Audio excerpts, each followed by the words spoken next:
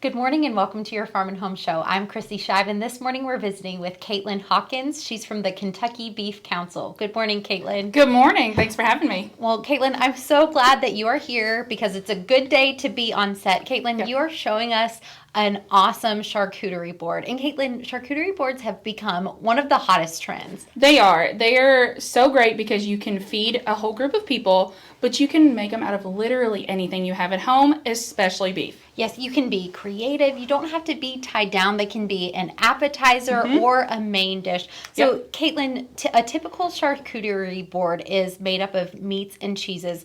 What is on our charcuterie board today? We took a spin, and to celebrate summer grilling, we made a grilled steak charcuterie board. We've got 3 different cuts of beef. We've got some different cheeses, some grilled veggies, some nice sauces or toppings to go with it, and even repurposed a bun as kind of that crunchy component that you could spread things on and make a little sandwich of sorts. Katelyn, it looks so good. So tell us, what type of cheeses do we have? We have a gorgonzola, which is part of the blue cheese family. Blue cheese pairs so nicely with beef because you get that umami kind of playing on all the different flavors together. We also have a goat cheese, which honestly, I wasn't a huge fan of goat cheese, but it's really nice and creamy and gives that little zip with some of your beef cuts. You've done such a good job of pairing so many flavors. Now, I see this green sauce over here. What is that? That is a chimichurri, and let me tell you, it's so fresh in the summer because if you're growing herbs in your garden, great way to utilize it, or just buy herbs from the grocery store or even use dried herbs. Our chimichurri has parsley, cilantro, lemon juice, red pepper flake for a little bit of kick, garlic, olive oil, and salt. I snuck a taste, and it really is so good. And like you said, it pairs so good with the beef that we have here today. Now, what is this sauce right here? This is an onion jam that I actually picked up at Kroger. And I was so excited to see a nice prepared kind of sauce that maybe you don't typically think of because caramelizing onions can take a while. Right. And it's great to be able to go through the grocery store and see some things like that. Yeah, Katelyn, I think it's so fun how we can be so creative. We don't have to be stuck in a box with specific things. And I see that you have some grilled veggies.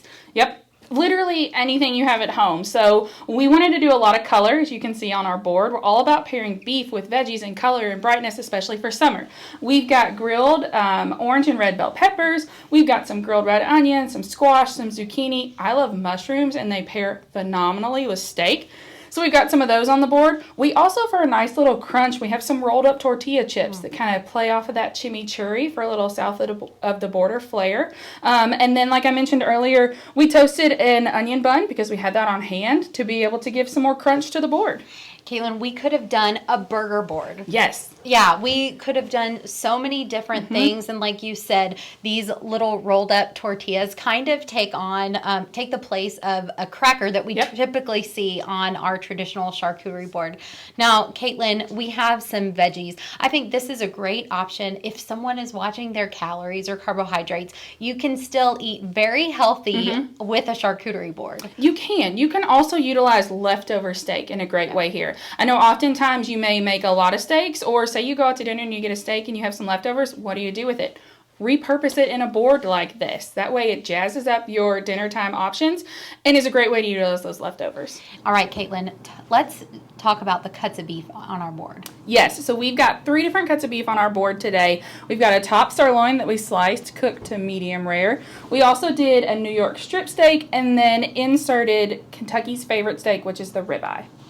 Katelyn, this is a great thing to have if you're having people over. Maybe you don't want to have a traditional sit-down dinner, but maybe just a grazing party. Oh, yeah. Wonderful. Feed the whole family. Feed you and your spouse, however you want to look at it. Katelyn, you guys have recipes at the Kentucky Beef Council. If someone is watching and they want to get more resources from y'all, how can they do that? Go to kybeef.com. You've got tons of recipes there, tips about grilling since we're in that season, different cuts of beef, Kentucky-specific recipes to get you in the spirit of our state. The possibilities are endless on educational options there. Katelyn, thank you so much for being with us today. If you are watching and need recipe inspiration or have some questions for Katelyn, be sure to contact your local extension office or Katelyn at the Kentucky Beef Council. Thanks for watching and have a great day.